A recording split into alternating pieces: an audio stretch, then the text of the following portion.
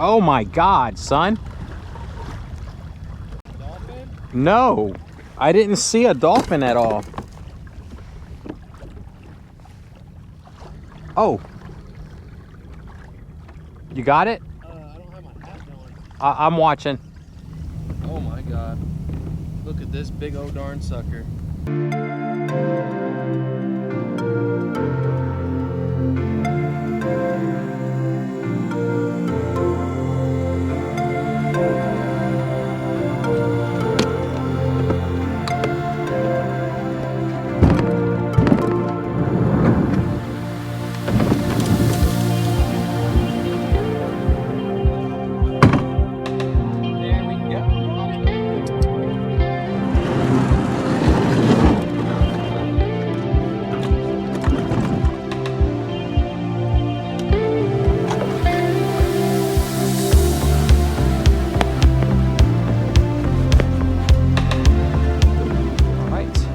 We're ready to go. Welcome back to the channel, everyone. For those of you that are new, welcome to MDLR Fishing. Hitting up a place in Galveston Bay that should hopefully hold some speckled trout. And if they're not here, I'm just blessed to be on the water. Let's see what happens. I'm gonna boat around it just to see. There's just a lot of structure down there. It's got to be rocks or something. It doesn't look like oyster to me. But I don't know what makes the fish congregate around this channel marker. Nonetheless, we're going to scan it and see. Yeah, I don't see much of anything. There's a couple of stumps or maybe some more pilings that are halfway up, but you can't see them in the water.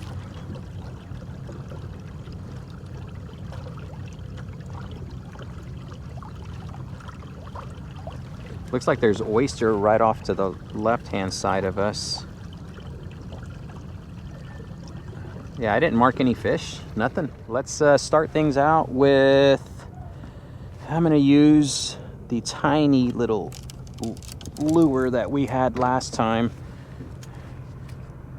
And that's this fella right here. If there's anybody down there, they should be able to bite this, no issues. Just want to use it before I actually untie it and put something more suitable on. Oh, got one already. Look at this. That's bait right there. Little pinfish, idiot. Get off. Shut up.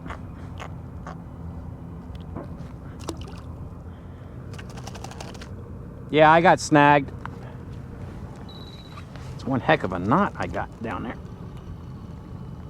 Holy cow, I cannot bust it.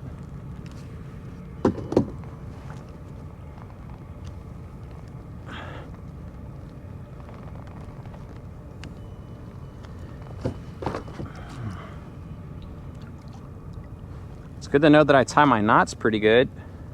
I don't recommend letting it fall all the way down to the bottom. It took me an 8 1,000 count to get my hoagies down there to the bottom. Christian's working the secondary spot. This one I just peeled off to see what was going to be biting because we had a slick right here. Something was chasing after my lure, but it looked like a needlefish. I'm gonna give maybe 2 or 3 more casts and see if we can produce anything, but if we don't get hit, it's just because it's a bait thief in the area crushing some of the smaller bait fish. And that's what's causing this slick right here in the immediate area. But when you see stuff like that, you gotta give it a shot. It's very shallow right here. I think this is gonna be my last cast. Let's fix the lure first.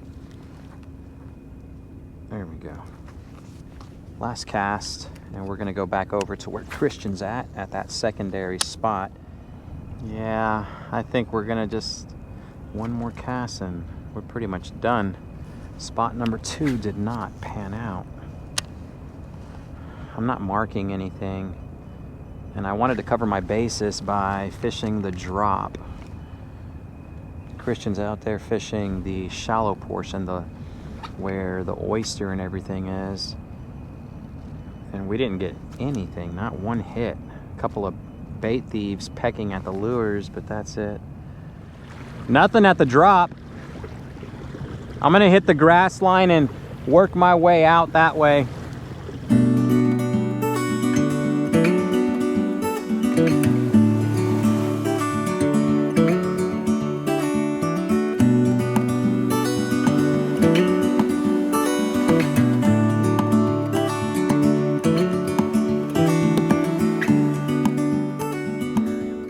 No. Maybe for those guys, but I'm not gonna do that.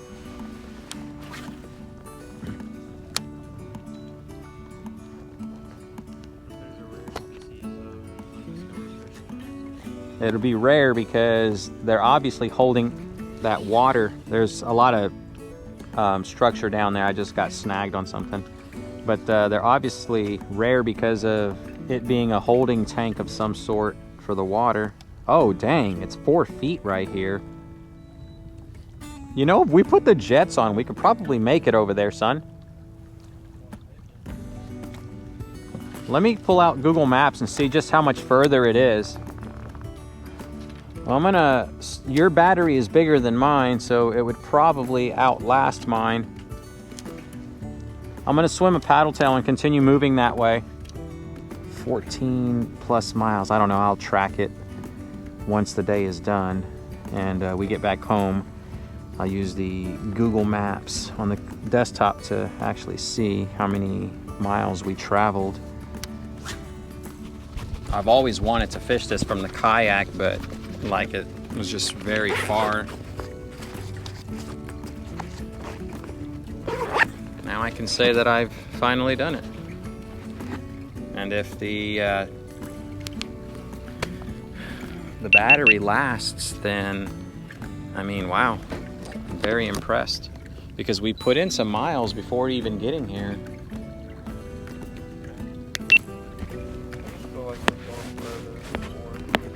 Oh, no, not really.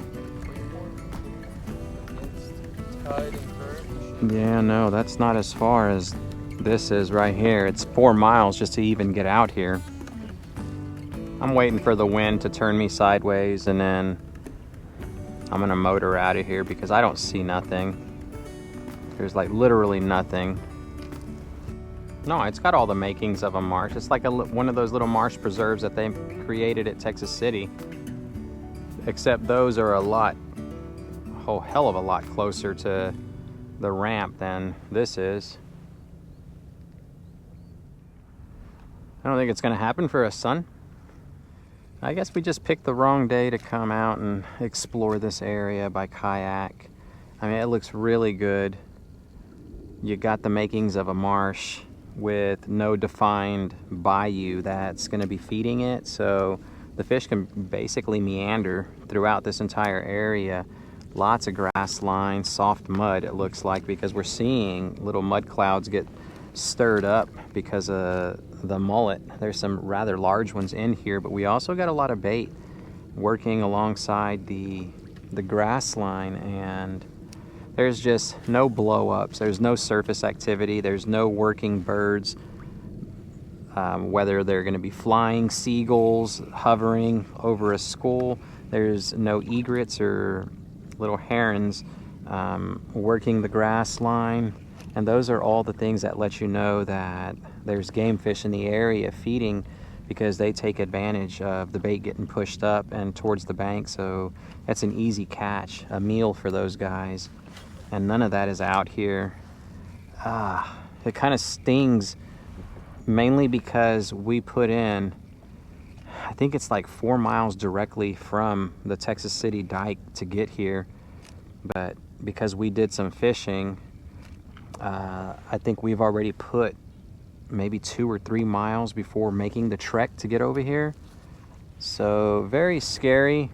It's going to be a long ride back to the dike, and well, I get to sit and think about my life's decisions that led me to this point right now. It was worth a shot.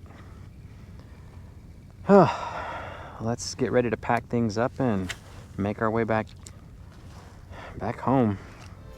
So right there, last cast for me.